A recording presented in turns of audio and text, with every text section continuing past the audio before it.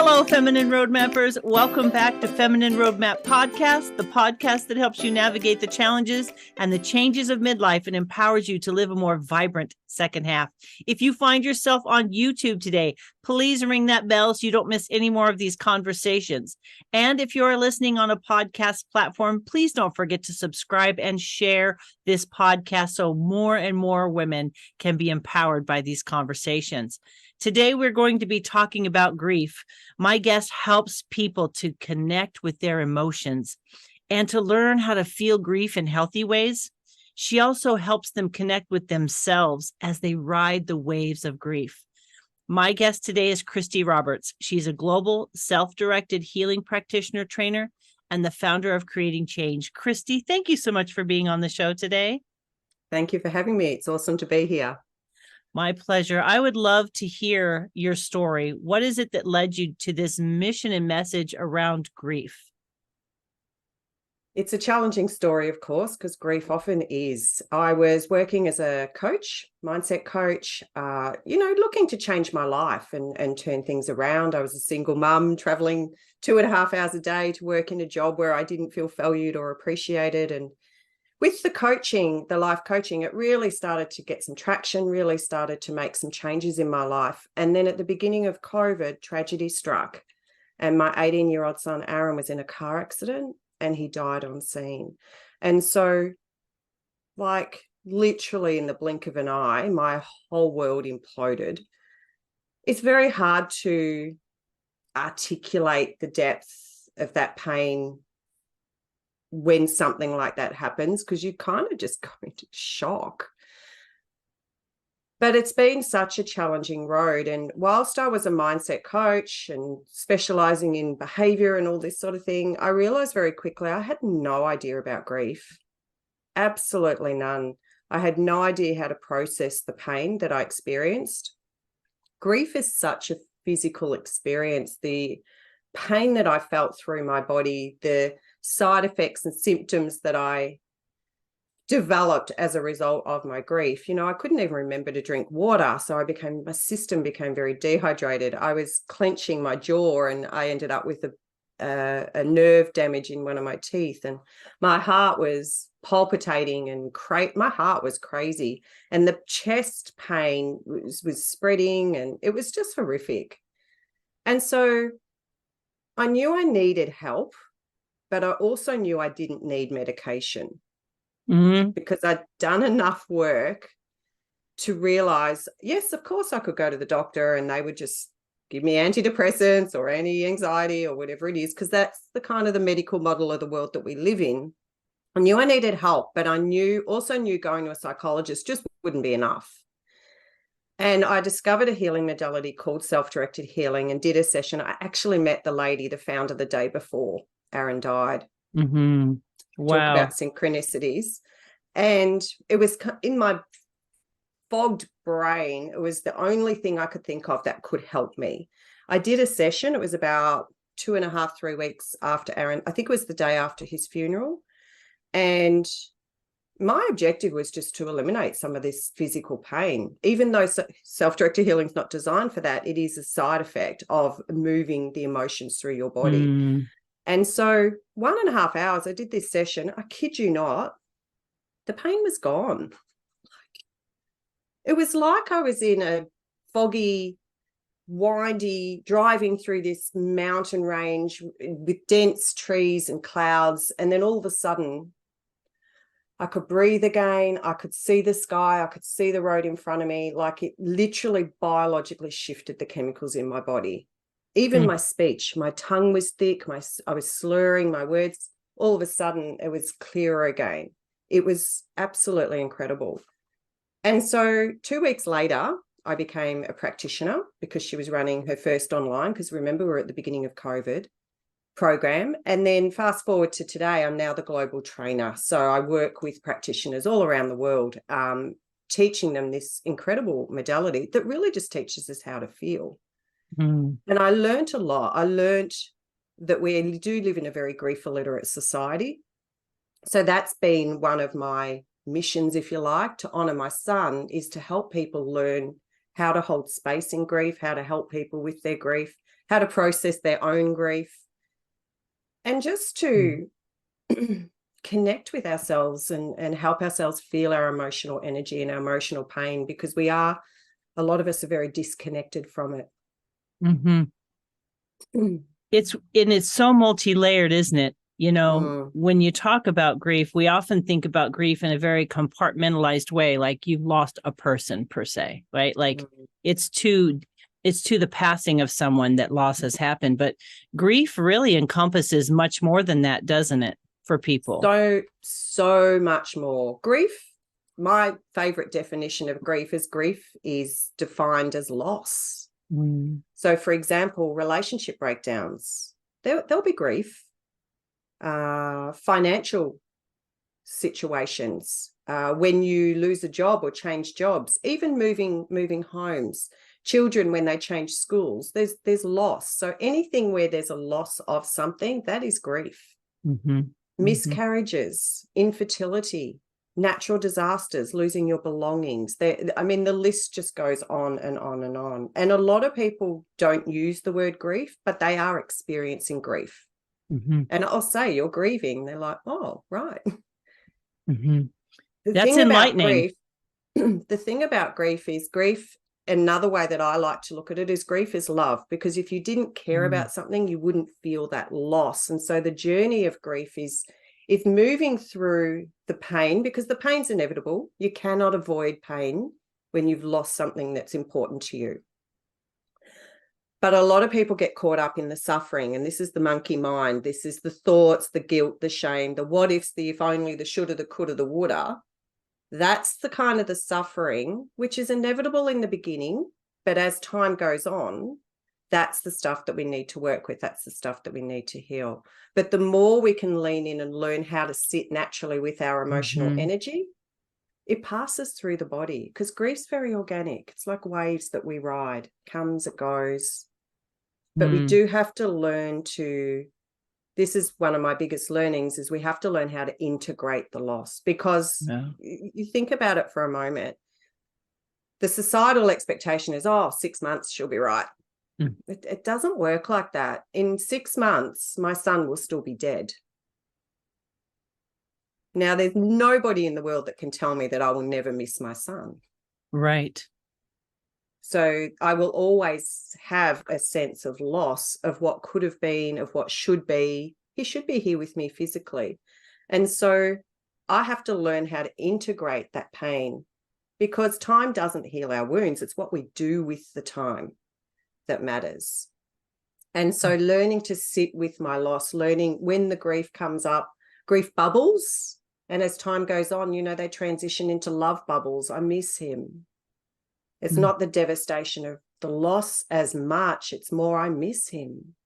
And so it's learning to sort of ride those waves, sit with it when it comes up, because it will come up, and then learn how to sort of traverse and build a new life without him in it, physically in it.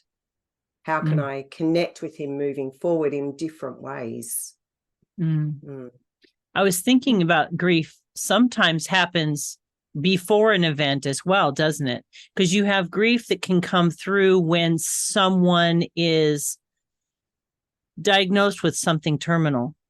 Like when you know that something like that is coming, I think sometimes that conversation, or knowing a big change is coming, I feel like I don't know if there's a word for it, but it's like anticipatory grief. Okay. Yes. Okay. Now that's a whole different kind of because you're living in two places, right? It's a challenging dynamic. Yes. And what advice do you have for people that are maybe in the place of, maybe they don't recognize it as grief? They're feeling irritable or frustrated. It's like bubbling up in these other emotional ways. How do you help someone to clarify where these things are coming from and how to work through, like you said, allow it to move through? I think of meditation when they say the thoughts, the monkey mind, and you just kind of see them as clouds and let those thoughts kind of move through. Is it kind of a similar analogy that you're talking about? Well, what we do in self-directed healing is we actually go in and get really curious about the energy, about the pain. So whatever the emotion is that they're feeling, what is it? Like, where is it in your body? Is there a sensation that goes with it? And we sit with the energy, because self-directed healing is an energetic healing modality. So we sit with the energy and we literally follow it like a ping pong ball through the body. And it just can't, and it's about also accepting that that's what you feel, because what happens is a lot of people will just put their grief to the side or put their pain to the side, especially in anticipatory grief. What happens is we move into the caring role. Often we move into a caring role. And so we're so caught up with the caring, and a lot of people get really burnt out in that caring role, in that anticipatory grief, because they're not giving their own emotions the space and the time that they need to actually be felt or processed. They're not holding space for their heart. And so I hold space for the heart. Like, what is it actually feeling? And not in a judgmental way, because some people get very angry. Some people get very self-righteous, very judgmental. Lots of people feel lots of, there's a whole, grief is not one emotion. It's like this pendulum from trauma, shock, numbness, disconnection, right through to depression, sadness, even relief. And people through death can feel inspiration. It can be a beautiful passing. So there's this whole sort of, and we can swing between them. There's no right, there's no wrong. It's not linear. We kind of can be all over the place. But anticipatory loss is challenging. And I've worked with a lot of people who have been through a prolonged illness with somebody who has passed. And so that's a specific type of feeling of loss, and it just builds up and it's very heavy. And then when the death or the loss actually happens, some people get really blindsided by that. It's like, I thought I was ready. I thought I was prepared. Nothing can prepare you for that moment. Like, it will always be too soon. You will never have long enough. It will never feel okay. And so, and then they judge themselves. It's like, I shouldn't be this upset. Well, you are this upset. So let's just hold that space. What is that emotion? I'm in despair. Okay, where is it in your body? Let's just sit with it, feel it, process it. There's a book called The Body Keeps the Score. And what a powerful book that is. You know, we have emotions and they need somewhere to go. And if we have not got the tools right to know how to hold that space, as you said, they don't leave. It's like they find a home and they get trapped. Yes. This is it. I love that you've brought this up, because this is really important. There's a huge body of research and data now that states factually that 75 to 90% of disease is caused by stress. Oh, wow. And stress is an emotion. Stress is an emotion. And so that emotion, if we don't feel it, because here's the thing, emotions are fleeting. We can feel sad, we can go in, we feel sad, and then it passes. We can be angry, we can go in, we feel it, and it passes. We can't hold them forever. But what happens is, if we don't feel them, if we avoid them, suppress them, or if they're repressed is a more unconscious. It's not accessible, it's not there. But suppression, a lot of people avoid their emotions, don't have time to deal with that now. They'll go into survival, whatever it is. Or we've learned that, oh, you know, it's not healthy to be sad or angry. You know, I need to feel better. How can I fix myself? I need to be grateful or pray or meditate.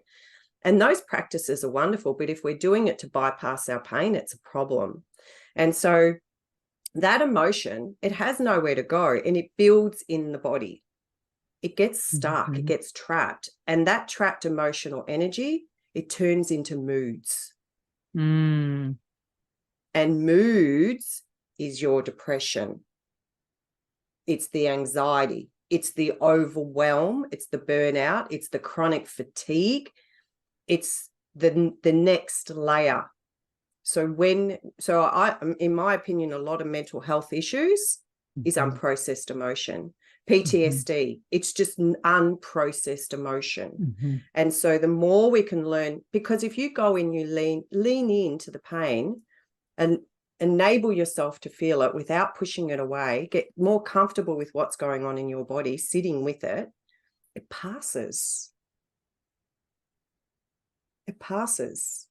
Some people feel that if they start crying, they'll never stop. Mm-hmm. It's a very real fear. Mm-hmm. I assure anyone out there that feels that, you will stop. You cannot cry forever. You can't cry forever. But if you're going to cry, Benjamin J. Harvey, one of my mentors, he says, if you're going to cry, cry like crying is an Olympic sport and you're going for gold. And I love that. And another beautiful saying is, if there's 250 tears if there's 300 tears to be shed, don't stop at 250. Like, shed them all.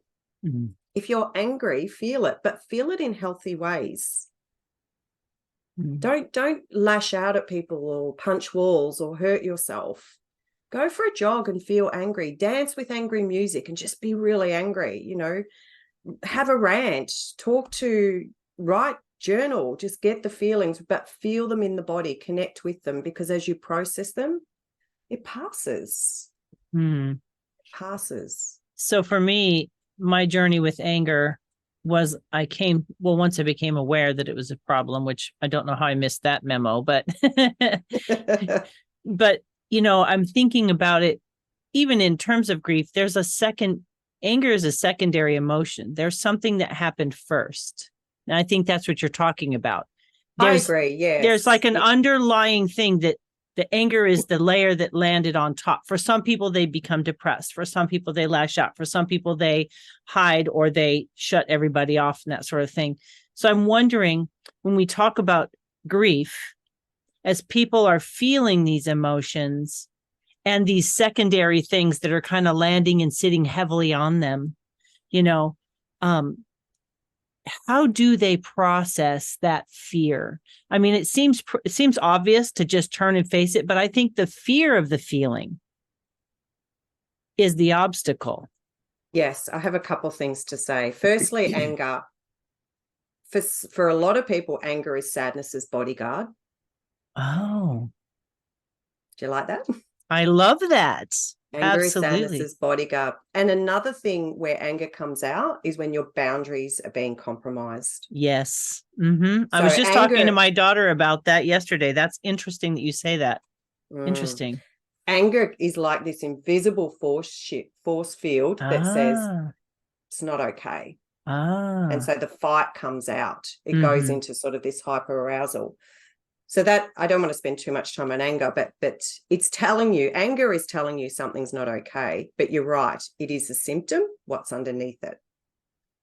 Fear is really interesting. Fear, as humans, we're actually biologically wired to resist change. Yeah.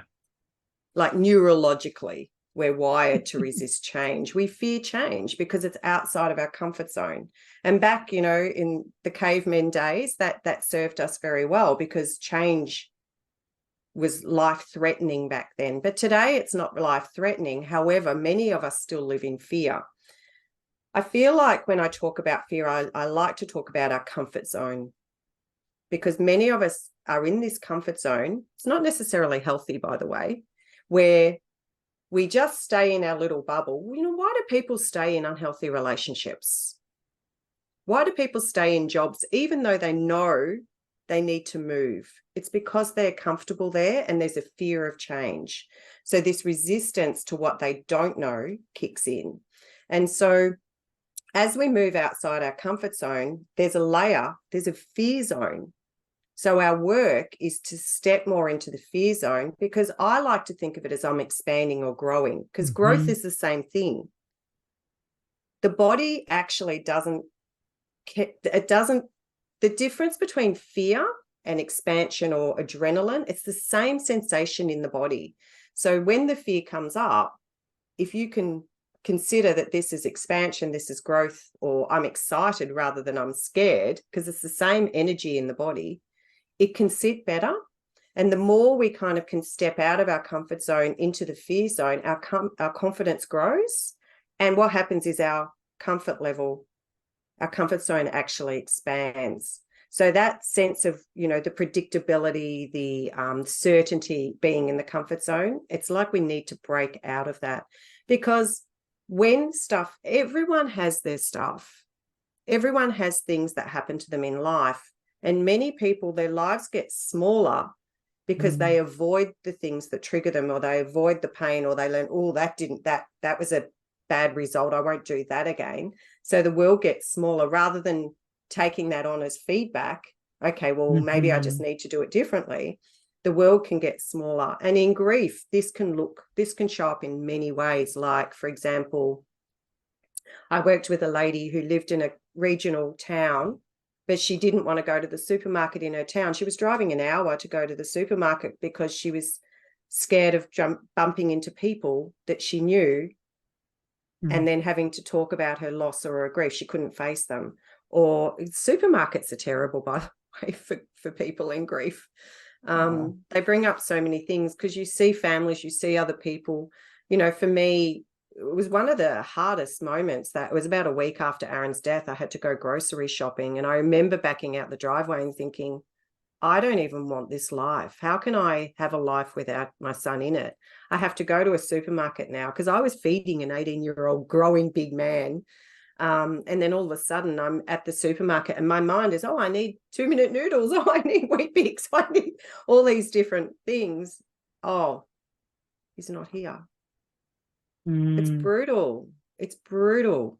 One of his best friends works in a supermarket, and they actually had to ban his friend from the biscuit aisle because he had this absolute meltdown when he was unpacking the what were they called? Jam Fancies, which was a biscuit that Aaron loved. It reminded him, and it just triggered his loss, and they actually banned him from that aisle. So it can bring up all sorts of things for different people. Supermarkets can be really tough. But going back to the comfort zone is, we can avoid the supermarkets and start online shopping, but what we're doing is our world is getting smaller.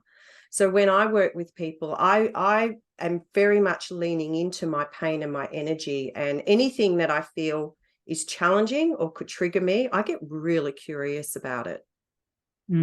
Really curious about it, because those triggers, they're a map to your pain, but they're also a map to the healing, because wherever there's pain, that's where the healing's available. It's like a torchlight that says, hey, over here, there's something going on here. That's your pain speaking. And so how can I work with those triggers so that my world doesn't get smaller, so that I'm not driving to avoid certain places and situations that trigger me? Takes time, you know, in the first, and this is the thing with the grief conversation, when I work with clients, how I work with someone in their first 6 months is very different to how I'd work with someone that's 3 years on. Right. Because we naturally need to go through certain stages. You can't rush grief. It will always be there. The other thing that just triggered another thought for me is, it's not unusual for loss to be buried. Like, I work with people and their loss was 40 years ago. But they never processed it, and they're finding it's affecting their relationships today. And it's exactly the same work. What are you feeling? Giving it some space, having the conversations, but feeling the emotions, because the head will tell them one thing, especially if it's from a long time ago. They've found a workaround. They survived, they got through. But what's happened, going back to that trapped energy we were talking about, is they have the emotions still in the body. So the head's telling them one thing, the heart's telling them something else. And there's this incongruence, this conflict. And so with the self-directed healing, we can kind of get the heart and the mind back together and processing. It's why people have panic attacks or anxiety all of a sudden, and it's not been there before. It's because there's emotion that's trapped in the body that needs to breathe. It needs some space. Needs to be held. You know, I did have a conversation a few years back with my mom about something, and I was trying to express that the way through was to turn and face that emotion. Yes. I was like, it's, you know, if you want to not have this, you got to go through it. And she was like, absolutely not. To your point, I'm going to start crying and I'll never stop. And I can think of, several other examples just in my experience where grief has a heaviness to it. And I think you expressed to me in a past conversation about the fogginess. Can we talk a little bit about the physiological kind of psychological thing that comes along with grief, not just the emotional thing, but what grief can feel like for some people? Yeah, it is different for everybody. Sure. It's different for everybody. It affects us mentally, it affects us emotionally, it affects us physically, it affects us spiritually. And it shows up in just so many different ways. For me, it was like a fog. Some people just angry right from the beginning, just anger. Everyone is different. The chemicals that are released in our body, they're there to numb us. Because in that first, what happened? I mean, the body knows what to do. It goes into shock, especially if it's, I'm talking about traumatic grief here, sudden loss. It will go into a shock, which has this sort of numbing sensation and numbing feeling. And it's like you're just walking around like a zombie. It can be a struggle to get out of bed because the emotions are very heavy. You're right. They're a very heavy emotion physiologically in the body. That's why a lot of people struggle to get out of bed, struggle to get up and have a shower. I mean, I've talked to people who stayed in bed for the first year. Wow. It can be really, everything's hard. There's this inertia that comes with it. And what I mean by that is this, it's just hard to move. And I feel it as weight. Even now, I'm 3.5 years on. So in many ways, my grief is still early. It's just this, I can feel it. It's just heavier. And I lose my buoyancy. It's hard to explain. And it's going to be different for everyone. But it's just this heaviness. And I know when I start feeling the heaviness, or I start feeling tension, or I start feeling a bit of resentment, I'm doing too much here. There's a natural tendency to want to isolate because it's too much. I felt like I was in a fishbowl in the beginning, because everyone was sort of zooming in on me. Is she going to be okay? Is she going to be okay? I mean, it's so hard. I don't know if I'm going to be okay. So those emotions, that heaviness, I just know now when I get heavy, I just lean in, I just feel it. It's a bit like, I've done a lot of work with David Kessler, and I did my grief educator certificate with him actually, and I'm a moderator now in his Tender Hearts Grief Support Group, which is a phenomenal group for anyone that is grieving. Tender Hearts, look that up. He talks about bulls, how when there's a storm, the bulls run into the storm so they can get out the other side quicker, whereas the cows will kind of skirt along and they just stay in it longer. So I'm like a bull. When it comes up, I lean in, and yes, I might need to wait for the weekend, or I might need to wait for the end of the workday, or wait till I'm on my own, because it's not possible to just lean in whenever it comes up. Sometimes you need to kind of just put it aside. But I've learned to really just lean in. If that's probably my biggest message, is to learn to lean in, just to feel the emotion that's actually there. And it's everything that you feel, it's there for a reason. But most of us don't understand why it's there. I want to address disconnection for a moment too, if I can, because what can happen is some people, when it gets too big, they disconnect, like it fragments out, and that's over there in a box and I'm here. And so they actually become dissociated from it. But once again, it's still in the body, and it can show up in your relationships. It can show up in the way you feel. It shows up in your world. And that disconnection, it's the same thing. When I work with disconnection, it can show up as numbness. It can show up as, I feel empty. I feel nothing. And if you think about that, if you're not connected with your emotions, how can you have a really strong emotional relationship with someone? There becomes a disconnect. It shows up in the relationships as well, because you need to be able to sit in your emotions, express, feel them, process them, to be able to have that emotional intimacy and vulnerability in a relationship. When I work with clients who are disconnected, who are numb, who are just totally disenfranchised from what they feel in their body, I go into the nothingness. I go into the nothingness. So if, for example, if they say to me, I feel nothing, I'm like, does it feel empty? Yeah, it's empty. Okay, is it like a hole, or is it like a balloon that's just full of air, just nothingness? Often it's a hole. And so then we just dig the hole, we make the hole bigger, we just feel nothing. Usually with the disconnection, there's usually a wall, and sometimes we can go, okay, well, I wonder what's on the other side, because it's always the pain. The hurt is on the other side. Sometimes I'll get them to say, it hurts to feel. And that can be enough to release the tension. I miss, and I'll insert the name. That can be enough to break it. I don't want to feel. I refuse to feel. And so we peek underneath, we go around, we just sit with the emptiness, we make it bigger. We feel it could be numbness. It can show up in many different ways. Sometimes they'll just go cold. I'll turn them into an icicle, like a block. So we just sit with whatever sensations in the body, because often if they're disconnected, they're not even able to even name an emotion. You know, sure. I just feel tingles, so we feel the tingles, or I feel heavy, so let's be heavy. So I just work with whatever's there. It's like blinders, isn't it? But it's there, but we're just not acknowledging it. The body's almost switched it off. It's a trauma response. It's a trauma response.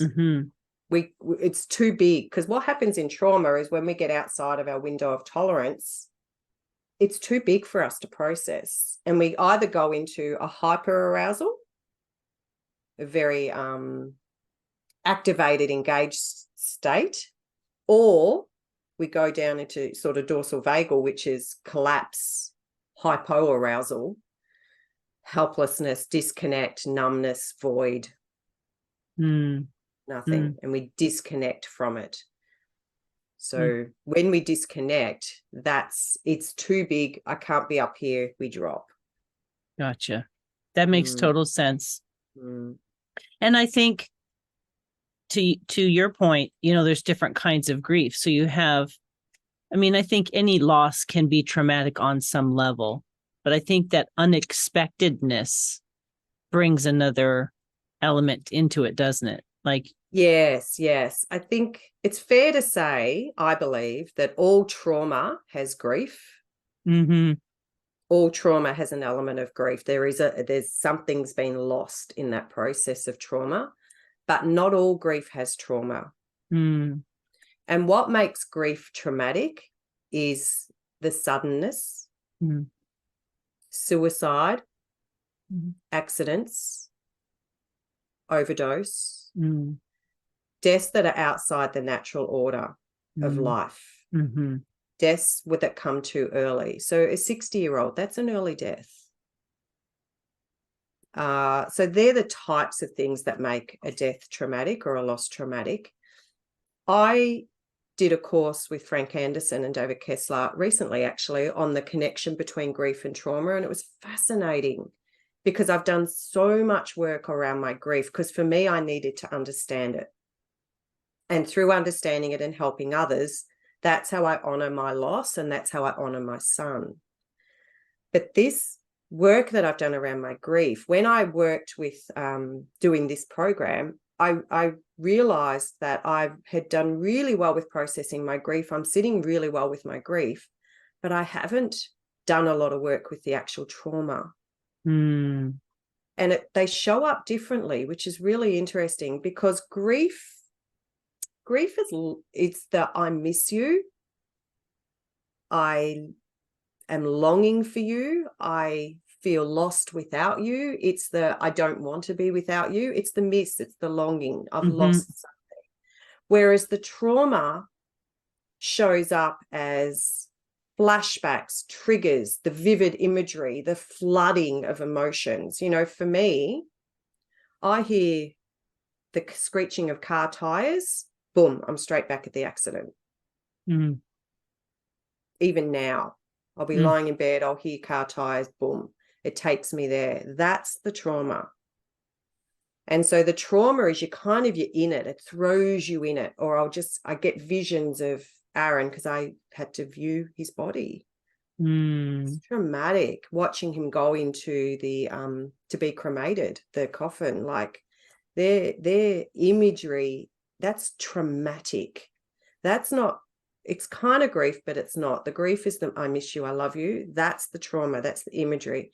And how many movies, TV shows have car accidents and they're at the crematorium? And so we're in this lifestyle that just throws these things at us all the time. And that can trigger our trauma. And so that's what I'm working on now. I've recognized that I haven't processed a lot of that. And you know what, Gina, I'm not in a rush.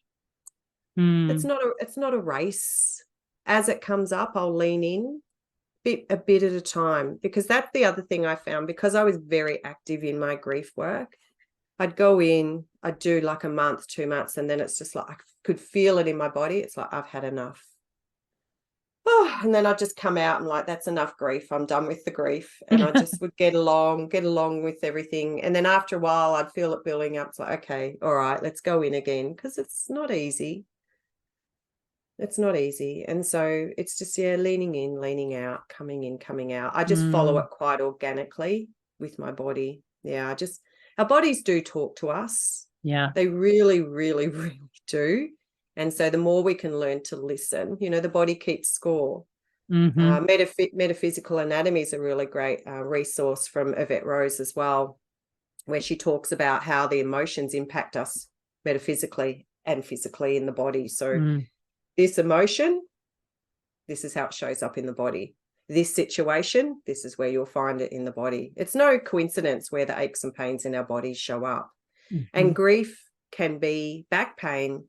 Grief can show up. I used to get a lot of pain in my left foot. It can show up in your body. And you might think it's a back problem. It's your grief. Because if you've gone and done all the testing and they can't find anything wrong, or you're getting heart problems, anything like that, work on your grief. That's where the work that I do is really powerful. There's such a graciousness to the process, because there's a gentleness, there's a lot of courage, and resilience, but there's a graciousness and a kindness that seems to be like to ourselves, honoring that this feels the way it feels for me and nobody needs to understand. And I think one thing we haven't really touched on is when you're talking to someone who's gone through something, we actually touched on this before we hit record. How do we help people know how to show up? Because to your point, we are grief illiterate. And depending on the dynamics that you grew up in your family or in your culture, your community, like in the Middle East, they might sit in ashes and beat their breasts and the men wail. Like, it's such a different emotional here. We tend to, in America, for your typical person, people kind of expect a specific timeline, and then nobody really wants to talk about it. Everybody kind of wants to move on because we're all triggered by your grief, right? Like, somebody's grieving now, I'm triggered. So how do we, as observers of someone else's grief, partner in that and become healthier in our ability to hold a space and communicate with them?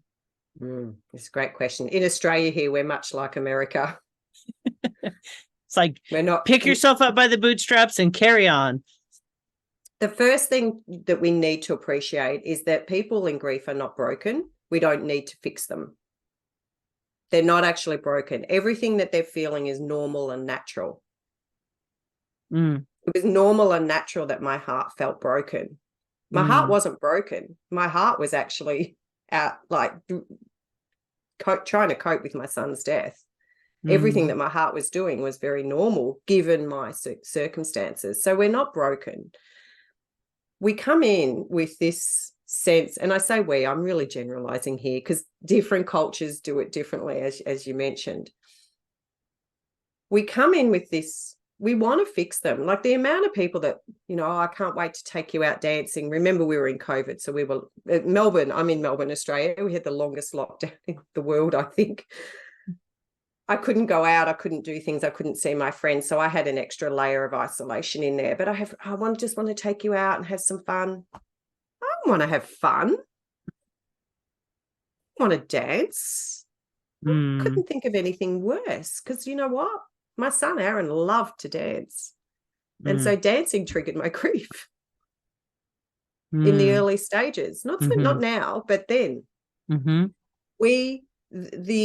The need to fix, the need to help them feel better, that's we need to look at ourselves, because that's our discomfort. We don't want to feel uncomfortable. We're not holding space for them. We're not comfortable, so we're trying to fix them. The most powerful thing that we can do for anybody who's experiencing grief is to witness their pain. If somebody tells you, I'm sad, just say, of course. Right here with you. So that empathy, sitting with them, not at them, not trying to fix them, not invalidating their experience. Because when you go, oh, well, you know, so for example, someone's 93-year-old mother might have passed and they're devastated, because if you think about it, they've had their mum their whole life, 70 years. And then all of a sudden they're not there. It is the most significant relationship in their life. Oh, she lived a good long life. You should be grateful she had 93 great years. It just invalidates someone's experience of loss. Or they're an angel looking down on you. It's not helpful. I agree. How is that helpful? So all those sort of platitudes, you've got to be very careful of the platitudes, because you're minimizing their experience of their loss. And if you're really worried and they're really not coping, you need to encourage them to get professional support. I spoke to a young woman yesterday whose father died 12 years ago, and she was 16 at the time. And not only did he die suddenly, but they then, because they were living in a foreign country, picked up and moved back to Australia. So she had these extra layers of loss that she has not dealt with, because imagine moving schools when you're 16 and countries. And so not only did she lose her father, and the whole family network and dynamic shifted in a moment, she actually lost all her security, everything around her at the same time. And when you're young and you experience loss, there's not many people around you that understand how you feel. And the grief can amplify what I call our old wounds. I felt very misunderstood in my loss. I felt very alone. It was just amplifying my old wounds. And so it's the best thing that you can say to somebody who's experiencing loss. I don't know what to say. I'm here for you. But the most powerful thing is, how are you feeling today? Not a text saying, how are you? Because I remember getting them, how are you? I don't know. How do I even put into words how I feel right now? And so I just look at them and I couldn't even reply. But if someone says to me, how are you feeling today? I'm sad today. I feel stressed out today. I'm really exhausted today. Because what you're doing is you're acknowledging that every day is different, and it's just in the moment. How are you feeling now? Just witnessing that. Because tomorrow I might be great. And then, you know what? In a week's time, I might be sad again, because people can check in and they're like, right, she's okay. Because I might have been okay for a week, and then they're like, oh, she's good now. Let's move on. But then a month later, they're shocked that I'm really upset again. But it is like waves. It will come and it will go. You've got to kind of ride the waves, in with the tide, out with the tide. So just holding space, witnessing, validating their experience is the most powerful thing that you can do. I think it was Megan Devine, Refuge in Grief, has a really good video around this. It's called Refuge in Grief, refugeingrief.com. And it's about sitting with it, because if you don't allow people to feel what they need to feel, they'll just put on the mask and tell you they're okay. because they recognize that you're not comfortable with their discomfort. Mm. It's a deep and wide topic, but it's simple in that grief happens to all of us. It comes in waves. And what I hear you saying is there is a yieldedness we need to have with that process, not judging it, not expecting it to look a certain way, or I went through it this way and why aren't you going through it the same way? So it's simple in that it shows up in unexpected ways, and you just handle what's in front of you today and not get caught up in the, how long something should take. Exactly. It's very challenging for couples as well. Or, for example, with my loss, everyone around me was grieving as well. We were all grieving. Everyone that knew, hundreds of people. There was, 1,500 views of his service because it was online. And so it just affects so many people in different ways. And in relationships, the dynamic's very interesting because we all individually experience grief differently, and we're all on different time frames. And so one partner may be angry and the other partner may be sad. And then they come to loggerheads. And where it gets really challenging is because the person that you've always leaned on for support cannot be your support when they are themselves grieving. Mm-hmm. You cannot support each other when you're both empty. And what can happen is, relationships can break down. It's because they're judging each other's loss. They're judging each other's grief. And so it's really important in relationships, if there's a dynamic that's going on where you're, it's just, he just doesn't even seem to care. I can't believe he's not grieving. He's just grieving in his own way. It's not your way. No one will grieve your way. And so it's not about making them feel or seeing them show up the same way in their loss as yours, because it will be different for them. And so this is where it's really important to reach out and get your support from your friends, from a practitioner, from a therapist, from someone outside, because you can't go to each other when you're both empty. It just doesn't work. Well, Christy, this is such a rich and enriching conversation. And there are a lot of things that could still be said. I could talk for days. I know, it's so helpful. I have workshops and programs, yes. But if we could give 3, if you have more than 3, that's fine, kind of anchor points, things that you really want people to take to heart from what you've shared today, or maybe it's something you haven't gotten to yet and you want to put that in now. What would those 3 things be? Everything that you feel is there for a reason. It's there for a reason. Lean in and feel what you need to feel. Actually give it some space. It's like your triggers are the map to your pain, but they're also the pathway to your healing. So that's really powerful. Time doesn't heal. It's what you do with that time that really does make a difference. And we haven't touched on this yet, but I want to talk about people who are experiencing multiple losses. No.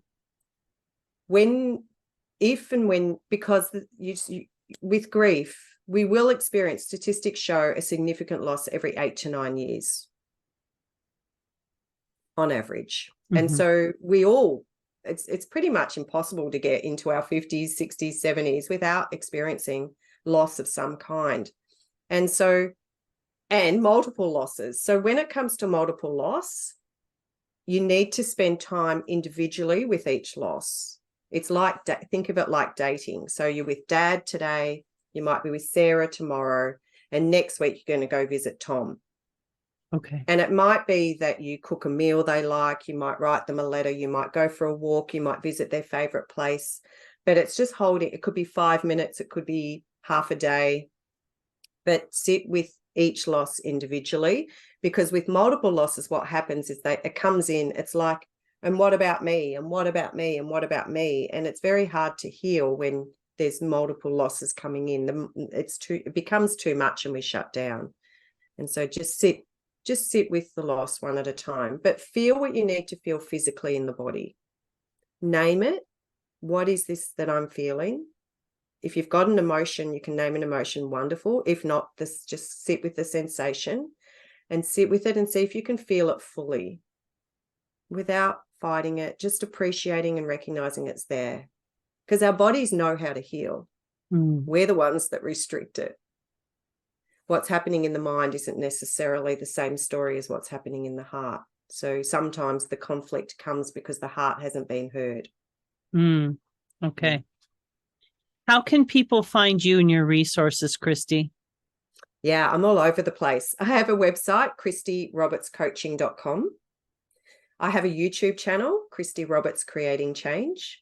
I also am on Facebook, LinkedIn, and Instagram. So please follow me. I run a number of workshops. I work one-to-one with clients as well. I have corporate workshops, so I can come on Zoom into your workplace, and I run workshops on a number of different topics. I have a living with grief and trauma workshop, emotional balance. I have crucial conversations, mastering your time to master your life. I have a fatigue workshop as well. So there's lots of different things that I work with in that space. My background is corporate. So I bring those skills to share, because we just need, I feel like my work in many ways is just teaching people how to feel, accepting that it's all there for a reason. Wonderful. Well, Christy, I want to thank you so much for coming on today and for sharing your wealth of knowledge and your compassion toward this topic around grief, because, you know, I say this to people who take something so traumatic and difficult and painful, and they turn it into something that has life and growth and impact in other people's lives. And I honor that loss of your son and how you've chosen to use it to help other people navigate their own emotional space with grief. And I just really thank you for being here today. Thank you. I call it turning my pain into power. It's post-traumatic growth, not post-traumatic stress, because I could easily have gone the other way. And through my work, this is how I connect with my son, because the grief journey, it's, yes, we need to process our loss, but it's how can I create a relationship with my son moving forward? You know, I have my boy here. So I can bring him with me on the journey, and I honor him through my work. It's like he's the angel, you know, that's with me, and he helps me and he guides me. And so I feel very connected to him, and that really helps. So finding, that's what I love to do with people, is help them find that connection moving forward, because the sense that you have to say goodbye, it doesn't have to be that way. Honoring them and carrying them with you. Creating meaning, not meaning around the loss, but meaning around how you respond after the loss. See, we could just do a whole nother conversation at this point. We haven't even touched on that. But again, thank you for being on the show and for sharing this. And I look forward to the audience hearing this. And if you are hearing this on YouTube and you're watching Christy right now, just look down below and all the links that she shared will be there for you. If you happen to be driving, I encourage you to go to www.feminineroadmap.com/episode 332, and the links will be there. The next thing I want to encourage you to do is to share this conversation. The idea that we will all experience grief and not always knowing how to handle that grief. This is one of those very impactful conversations. I just ask you to please share it with someone. Don't be afraid to share something that could be of help to someone. And remember, like Christy was talking about how the pain is the path to the healing. I want to encourage you to be courageous. If you're grieving right now, honor where you're at, but understand that it isn't a state of being forever in the depth that it is at the moment. It's going to flow in and out. There are resources out there that can help you. If anyone you know is grieving, use these resources to help them. Let's make grief a normal conversation. Let's move it out of the shadows into the light and recognize that this is something we all feel. And the better we do, the better we are. So we invite you into this journey if you're going through it or know anyone who is. Again, friends, thank you so much for being with us today. I look forward to sharing more inspirational people, conversations, and strategies with you in the weeks to come. Take care, my friends. Bye-bye.